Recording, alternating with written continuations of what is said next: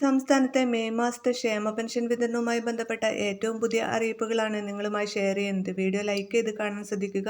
Pension സംബന്ധിച്ച എല്ലാവിധ അറിയിപ്പുകൾക്കും നിങ്ങൾ ഈ ചാനൽ സബ്സ്ക്രൈബ് ചെയ്യുക. വീഡിയോ ഉപകാരപ്രദമായി ഷെയർ ചെയ്യാനും മറക്കരുത്. സംസ്ഥാന സർക്കാർ വീണ്ടും 1000 കോടി രൂപ കടമെടുക്കുന്നു.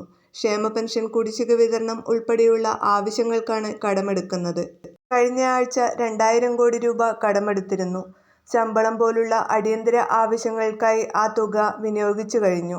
ഇപ്പോൾ ക്ഷേമ പെൻഷൻ വിതരണത്തിനു വേണ്ടിയാണ് 1000 കോടി രൂപ കടമെടുക്കുന്നത്. 2 ഗഡു പെൻഷൻ വിതരണം നടത്താൻ 1800 കോടി രൂപയോളമാണ് വേണ്ടത്. പൊതുവിപണിയിൽ നിന്ന് കടപ്പത്രം വഴിയാണ് 1000 കോടി രൂപ കടമെടുക്കുന്നത്. ഈ മാസം 2 മാസത്തെ ക്ഷേമ പെൻഷൻ തുകയാണ് പെൻഷൻ ഗുണഭോക്താക്കൾക്ക് ലഭിക്കുക. കുടിശ്ശികയിൽ 1 ഗഡു വിതരണം ചെയ്യാൻ മന്ത്രി KN ബാലഗോപാൽ അറിയിച്ചിരുന്നു. 62 ലക്ഷത്തോളം കുടുംബങ്ങൾക്ക് 3200 രൂപ വീതം ലഭിക്കും. മെയ് മാസം 2 ഗഡു പെൻഷൻ ലഭിച്ചു കഴിഞ്ഞാൽ പിന്നെ 2 ഗഡു പെൻഷൻ തുകയാണ് കുടിശ്ശികയായിട്ടുള്ളത്. ഇതിൽ 1 ഗഡു ഓണത്തിന് ലഭിക്കും. രണ്ടാമത്തെ ഗഡു തദ്ദേശഭരണ തെരഞ്ഞെടുപ്പിന് മുന്നോടിയായി ഒക്ടോബർ മാസത്തിലായിരിക്കും വിതരണം നടക്കുക. നവംബർ, ഡിസംബർ മാസങ്ങളിലാണ് തദ്ദേശഭരണ തെരഞ്ഞെടുപ്പ് നടക്കുക.